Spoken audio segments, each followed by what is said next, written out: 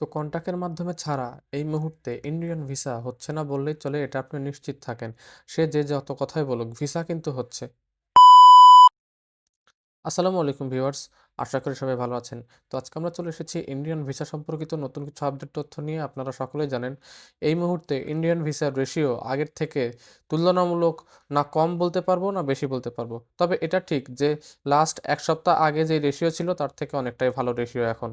এই মুহূর্তে ভিসার সংখ্যাটা তুলনামূলক এক সপ্তাহ আগে যেই পরিবেশ ছিল তার থেকে বেশি, এবং আপনার অ্যাপয়েন্টমেন্টের সংখ্যাও আগের থেকে অনেকাংশেই বেশি। আমার সাবস্ক্রাইবারদের ভেতরে প্রতিনিয়তই কিন্তু আমার দেওয়া লিঙ্কের মাধ্যমে অ্যাপয়েন্টমেন্ট পাচ্ছে। হ্যাঁ, এটা ঠিক যে সকলেই পাচ্ছে না। কারণ একটা মানুষ একসাথে তো আর ১০ জনকে অ্যাপয়েন্টমেন্ট দিতে পারবে না।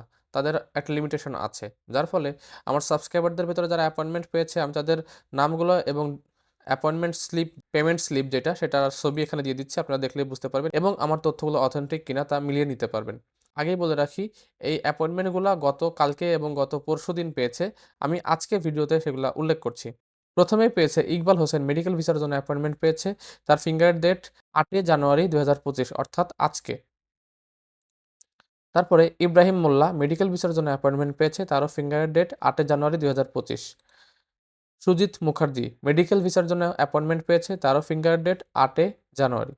এবং তারপরে মেডিকেল ভিসার জন্য অ্যাপয়েন্টমেন্ট পেয়েছে তারই পরিবারের আরেকজন অঞ্জনা মুখার্জি, তারও ফিঙ্গার ডেট ৮ জানুয়ারি। তারপরে কামাল উদ্দিন এন্ট্রি ভিসার জন্য অ্যাপয়েন্টমেন্ট পেয়েছে ৮ জানুয়ারি।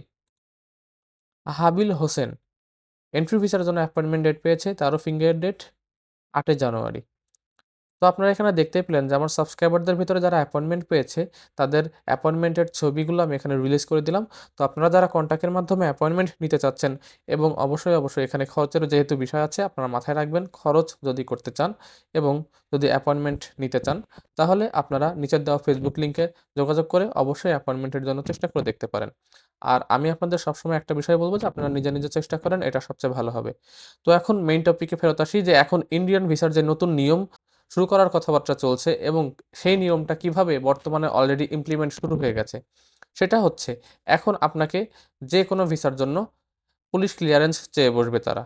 হ্যাঁ, এটা ঠিকই শুনেছেন যে পুলিশ ক্লিয়ারেন্সের বিষয়টা তারা মোটামুটি কম্পালসরি করে দেওয়ার চেষ্টা করছে, এবং যেহেতু বর্তমানে বাংলাদেশের সঙ্গে তাদের আ সম্পর্ক খুব একটা সুবিধার না, এই পরিপ্রেক্ষিতে তারা পুলিশ ক্লিয়ারেন্স বাদে কোনো ভিসা ইস্যু না করার চিন্তাভাবনায় আছে, এবং অলরেডি তারা এটা আংশিকভাবে হলেও শুরু করেছে। যেমন স্টুডেন্ট ভিসা এবং এন্ট্রি ভিসার ক্ষেত্রে তারা পুলিশ ক্লিয়ারেন্স বাধ্যতামূলক করেছে। মেডিকেল ভিসার ক্ষেত্রে যেহেতু এখানে জরুরি বিষয় আছে, রোগী ডকুমেন্ট তৈরি করারও বিষয় আছে, যার ফলে এক্ষেত্রে পুলিশ ক্লিয়ারেন্স চাচ্ছে না। তবে এক্ষেত্রে অবশ্যই ব্যাংক স্টেটমেন্ট নিজের হলে ভালো হয়। পরিবারের যারই হোক না কেন, অবশ্যই সেটা ব্লাড কানেক্টেড হইতে হবে। এটা একটি বড় বিষয়। আর আরেকটি বিষয়, ট্যুরিস্ট ভিসা কিছু হচ্ছে। একেবারে যে হচ্ছে না তা না। ট্যুরিস্ট ভিসা বলেন, বিজনেস ভিসা বলেন, অথবা অন্যান্য কিছু ক্যাটেগরির ভিসা, বিশেষ করে এন্ট্রি ভিসার ক্ষেত্রে এই বিষয়টি বেশি সুবিধা করছে। সেটা হচ্ছে, যদি সচিবালয় থেকে কোনো সচিব পর্যায়ের ব্যক্তি আপনার জন্য সুপারিশ করে এবং তার নিজস্ব প্যাডে লিখিতভাবে সেটা প্রদান করে, আপনি যদি সেটা হাই কমিশনে জমা দেন, তাহলে এক্ষেত্রে আপনার ফ্রিতে, উইদাউট এনি ভিসা ফি, আপনার ভিসা হওয়ার একটি বড় সম্ভাবনা আছে। আপনারা চাইলে চেষ্টা করে দেখতে পারেন।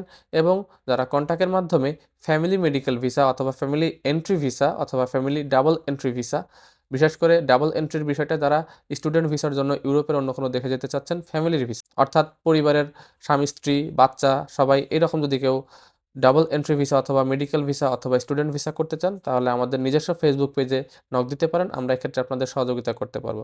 আর যারা কন্ট্যাক্টের মাধ্যমে অ্যাপয়েন্টমেন্ট নিতে চাচ্ছেন, তারা নিচের দেওয়া ফেসবুক লিঙ্কে যোগাযোগ করবেন এবং সেখান থেকে অ্যাপয়েন্টমেন্টের জন্য চেষ্টা করে দেখতে পারেন। আজকের মতো এই পর্যন্তই। পরবর্তীতে নতুন কোনো ভিডিওর জন্য আমাদের চ্যানেলটি সাবস্ক্রাইব করে রাখুন। আল্লাহ হাফেজ।